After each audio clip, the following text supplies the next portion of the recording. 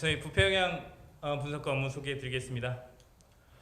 제가 말씀드릴 순서는 네 가지입니다. 발표는 우선 부패영향 평가 제도가 무엇인지 개요를 설명을 해드리고, 부패영향 평가 절차, 그리고 사례로 보는 부패영향 평가라고 해서 사례 내용, 그리고 올해는 어떤 일을 했는지 주요 성과 순으로 발표를 드리겠습니다.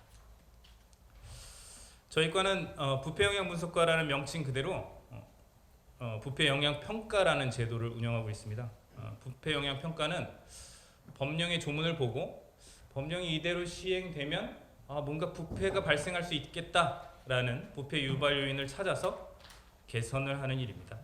부패 영향 평가는 크게 두 가지로 나눕니다. 시기상으로 사전에 하면 재개정 법령안에 대한 부패 영향 평가가 되고, 사후에 하면 그것이 법령에 대한 현행 법령에 대한 부패 영향 평가가 됩니다. 재개정 법령안에 대한 부패 영향 평가라고 하면 재정 또는 개정 이렇게 보시면 됩니다. 재정이라는 건 없는 법을 만드는 거죠. 세상에 없던 법을 만드는 것이고, 개정은 있는 법을 고쳐서 다시 쓰는 겁니다. 자, 재개정 법령안이니까 아직 법령이 되지 않은 상태에서 부패 영향 평가를 수행합니다. 실시합니다. 그래서 이것은 사전적인 평가라고 보시면 되고, 현행 법령은 부패가 발생했다, 이것의 원인은 뭐지? 라고 해서 일단 그 해당 조문을 보게 되면 이런 게 문제였구나, 재량이 너무 컸구나, 아니면 부패 유발 요인이 있었구나 라고 사후적으로 그 요인을 발굴을 해서 개선하도록 하는 것이 현행 법령안에 대한 부패 영향 평가입니다. 자, 하지만 두 가지 현행 법령 재개정 법령안에 대한 부패 영향 평가와 현행 법령에 대한 부패 영향 평가 두 가지가 있는데, 이 두 가지 중에서 대개는 전자가 훨씬 더 많습니다. 그래서 대개는 부패 영향 평가는 사전에 정비하는 것이 특징이라고 보시면 됩니다. 그럼 부패 영향 평가를 어떻게 하는지, 어떤 기준으로 하는지 좀 궁금하실 텐데요. 그것은 이 슬라이드의 아래쪽을 보시면 되겠습니다. 준수, 집행, 행정 절차, 부패 통제라는 네 가지 분야로 나누어져 있고, 각 분야마다는 준수 부담의 합리성, 제재 규정의 적정성, 특혜 발생 가능성, 이렇게 세 가지 평가 항목을 갖추고 있습니다. 제가 다 설명해 드릴 수는 없으니까 맨 위에 것만 하나씩 볼까요? 준수 부담의 합리성은 국민이나 기업 또는 법령의 이해 당사자가 이 법을 통해서 부담하게 될 준수가 합리적인지, 과도하지는 않는지, 그런 것들을 평가하게 됩니다. 또 재량 규정의 구체성, 객관성은 행정청이 이 재량 행위를 할 때 이것이 모호하지는 않은지, 구체적인지, 객관적인지, 그런 재량의 내용이나 절차가 확정적인지 라는 것들을 주로 보게 됩니다. 접근의 용이성은 각종 행정 절차에서 국민에게 참여 기회가 충분히 보장되어 있는지를 확인하게 됩니다. 이해 충돌 가능성은 공적인 업무에서 사적인 이해관계가 개입될 여지가 있지는 않은지, 그런 것들을 각각 검토하게 됩니다. 이렇게 보면 처음에는 부패 영향 평가라고 했는데 접근의 용이성, 공개성, 이런 것들이 부패랑 무슨 상관이 있지? 라는 의문을 가지실 수도 있을 것 같습니다. 실제로 저희도 부패 영향 평가를 하고 개선 공고를 할 때 가끔 받는 질문이 근데 이게 부패랑 무슨 상관이에요? 라는 질문을 가끔 받습니다.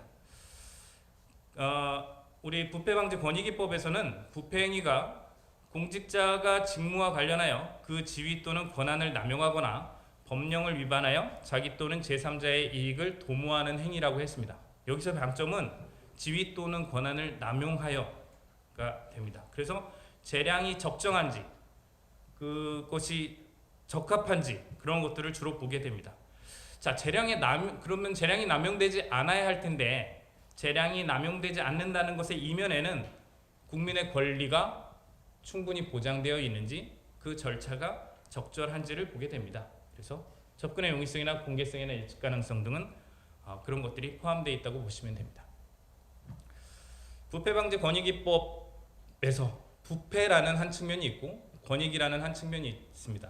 그래서 부패 영향 평가라는 것도 부패 행위를 사전에 예방하는 것도 검토하지만 국민의 권익을 보장하는 차원에서도 또 다른 검토가 있구나라고 이해해 주시면 되겠습니다.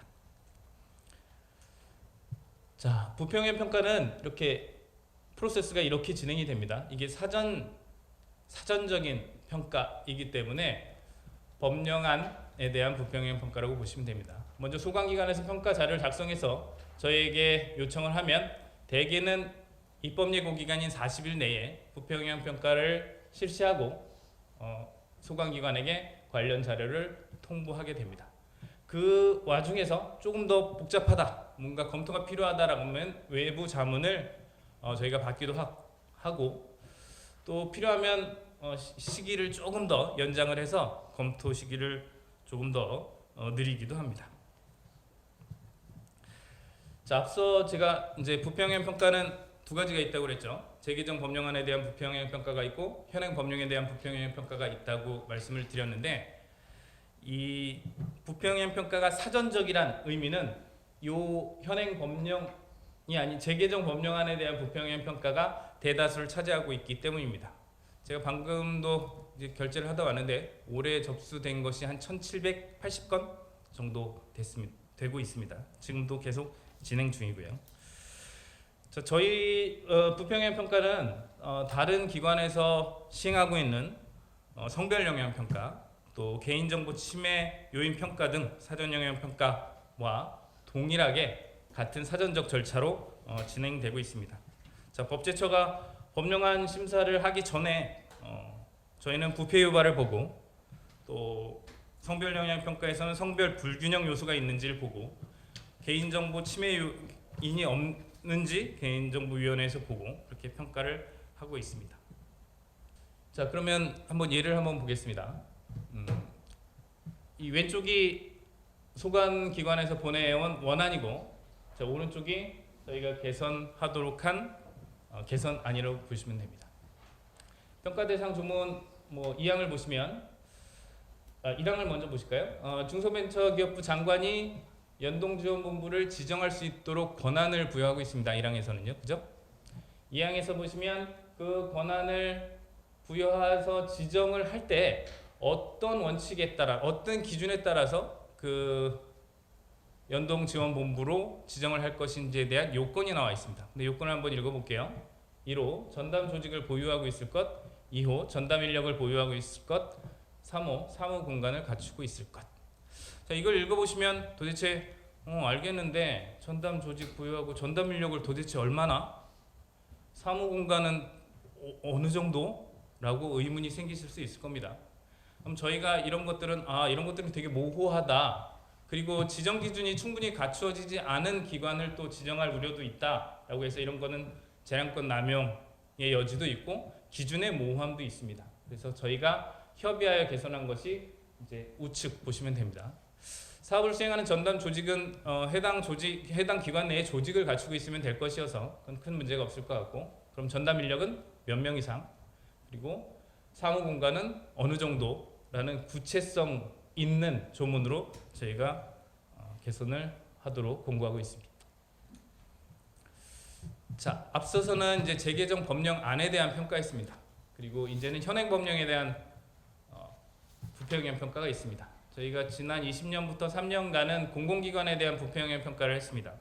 공공기관 사규도 부패영향 평가의 대상이어서 이것들은 다들 아시겠지만 지난 몇 년간 공공기관에 대해서 부패 발생 사태가 조금 많이 있었죠. 그래서 저희가 사후적으로 검토를 해서 어떠한 점들을 조금 개선을 해야 이런 부패를 향후에도 막을 수가 있겠다는 것들을 검토한 것입니다. 그래서 2020년부터 3년간 공공기관 사규에 대한 부패영향 평가를 실시하였고, 부패영향 평가 기준에 따라 개선이 필요한 사항을 4,722건 개선 공고하였습니다.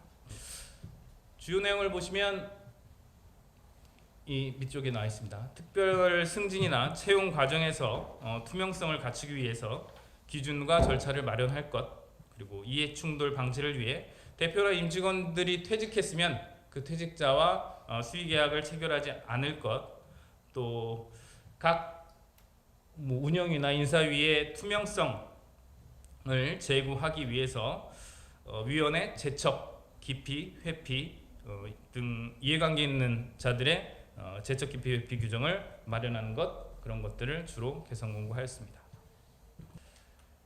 예, 이상으로 발표를 마치겠습니다. 감사합니다.